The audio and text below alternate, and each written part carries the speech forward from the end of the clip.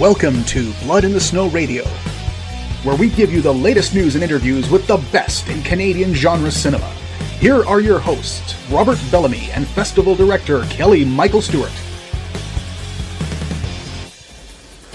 And we are still here on the road for Blood in the Snow 2024.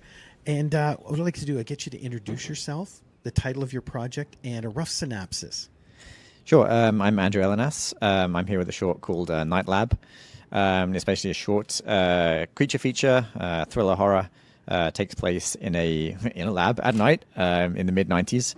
It's essentially a short story about a power struggle between an insecure boss and a promising sort of younger researcher. Essentially what happens, I don't want to give away too many spoilers, but a package arrives from one of their research stations. They're a biology research team, and it turns out that as we progress, we find out that the boss is very, very insecure and has been conspiring to steal his young researcher's discovery. And it turns into a bit of a revenge story. Excellent. Now, when this came to you, were you looking for a creature feature kind of thing to do, or did you read the script and go, oh, cool? I was. So I wrote this myself. You wrote based this? Slightly on past experience. So I'm a physical effects person by trade in my past, and also a biology student. So my undergrad was in biology. Grew up in the UK and was lucky enough to work for a couple of weeks in the labs behind the Natural History Museum in London. So it's a beautiful old historic building, but when you go into the labs behind, it's a little more dingy, kind of built in the 60s or 70s.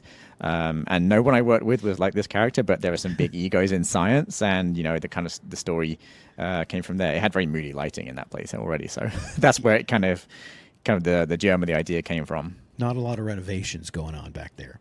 Not a lot of renovations, no. And I love to build creatures and puppets, and that's sort of part of my background. And kind of put the two together.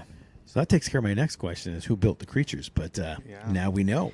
It was me. So I was super lucky in my career. I started in practical physical effects on the last 4 Harry Potter films in England. Really? Wow. Yeah. So I peaked real early in the sense of I was a trainee. I got some work experience. I used to make latex masks and little creatures and things just by myself, and I managed to get some work experience on one of the films. I think it was number 5, and then ended up staying there for 4 years working for some of my idols in the effects industry. Dang. Whenever I didn't want to do any work for the afternoon, I could ask one of the crew, who I knew worked on Aliens for a story, and they would go off for 20-30 minutes of absolute gold. But they were some of my idols and amazing people to work for, and I learned a lot. I didn't stay in that field after the Harry Potter's finished. I got a more corporate job, and I'm now a videographer by trade, and I shoot commercials and things like that. Moved to Canada 7 years ago, but I've always been interested in directing and practical effects. No. What got you to Canada? A wife. That's a good reason. Yeah. We met in the UK, and she's not in the industry, but Toronto is a great place to make movies, and it seemed like a great move. So yeah. Yeah, because the interesting thing is, and you probably know this too, it's interesting that you have that background in the UK with working on big shows like that, is that so many of the filmmakers that play our festival, that's what they do for their day job. We have a lot of people that work on Del Toro's stuff, and all these people like that, and work on The Boys and what we do in Shadows and Star Trek and all that, and they all kind of like that, and they work on that as their day job, and then for fun and their own creative outlets, they make shorts and feature films that we end up playing, kind of like that too. So it's amazing when we hear what the kind of people they've worked with. So. Yeah, it's really cool. Like just the number of stories. Wherever you go, there are people who have worked on things that, because everyone says it's a small industry, and when you realize that there's actually, it feels like there's a lot of people working in it, but there actually aren't. Mm-hmm. And so you always meet people that have crossed paths with people and have worked with before, and it's just inspiring to get all these stories and to take big budget ideas and things you've seen in Hollywood movies and bring them into more indie space. It can be done. Mm-hmm. You don't have a money hose in the indie space, as the famous phrase, but it's that innovation and figuring out how to do something on a budget and still make it look good on camera is really inspiring to me. And kind of what I like. What was it like being on this side, making your own project then with a creature in it? Was it difficult working with the creatures? The thing that I like about doing things practically, I mean, I love visual effects and I love, green screen. We had a little bit of green screen in this film, but having things on set, I find, it slows things down, which is a blessing and a curse. It makes you much more intentional about what you're shooting.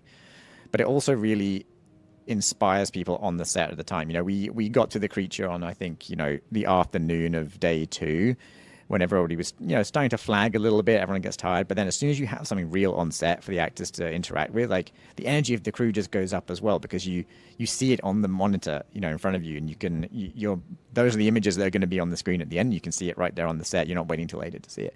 I just find that I like the energy that brings.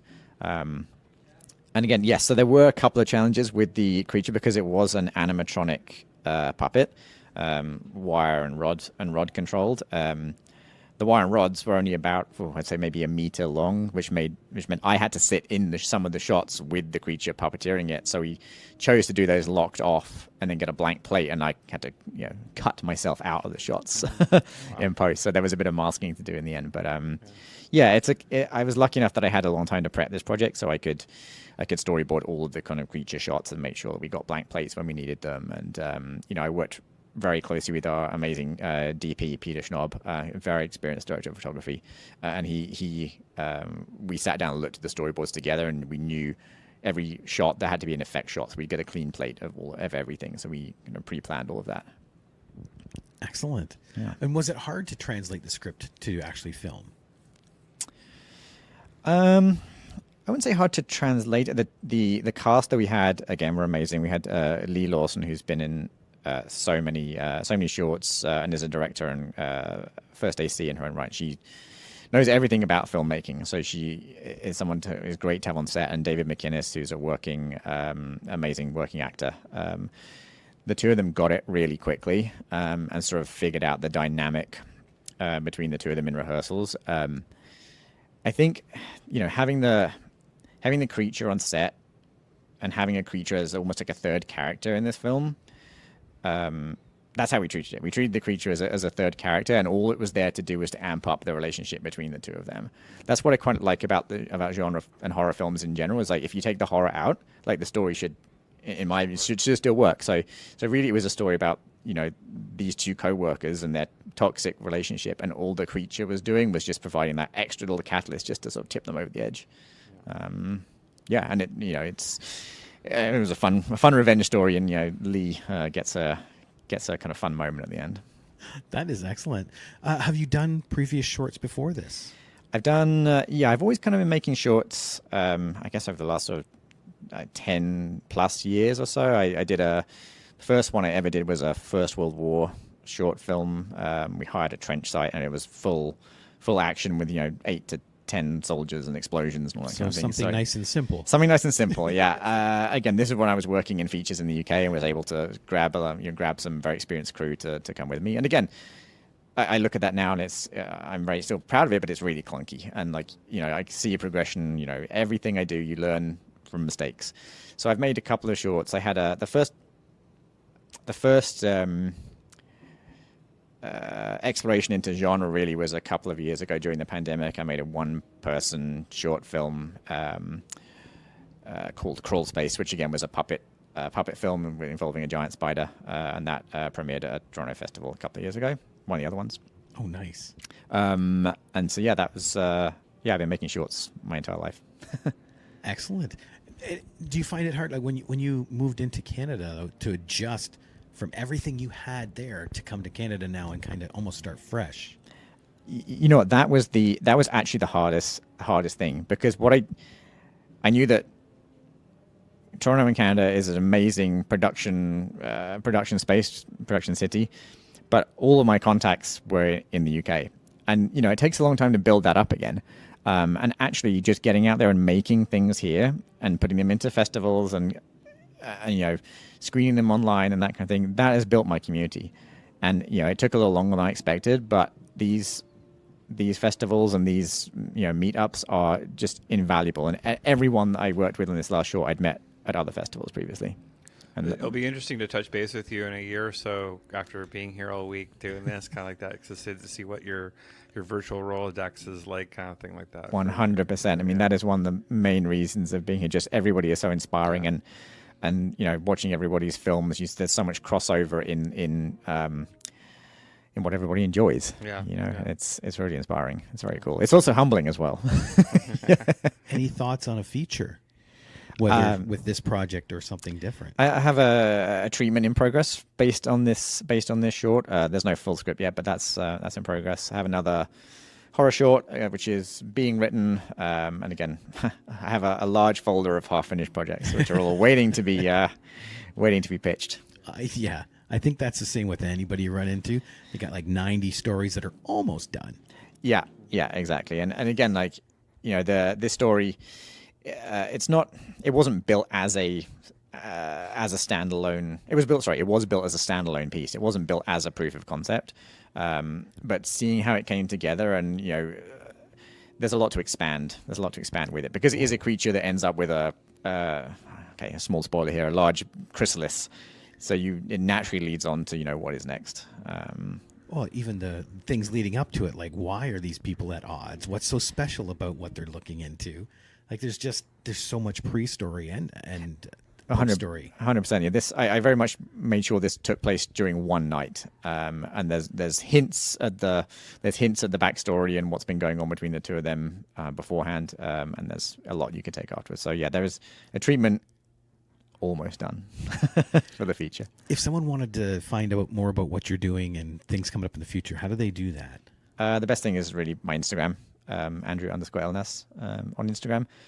Also a website, AndrewEllinas.com, I think is my website. Yeah, just my name.com, which is updated not very often.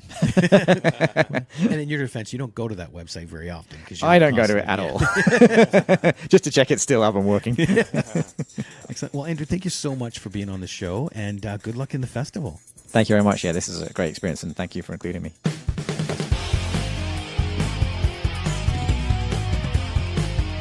Join us next time for Blood in the Snow Radio. Bits Radio is a production of Three Evil Cats Productions in association with the Blood in the Snow Canadian Film Festival. For more information and to listen to other episodes, visit bloodinthesnow.ca and tweet us at BitsFilmFest.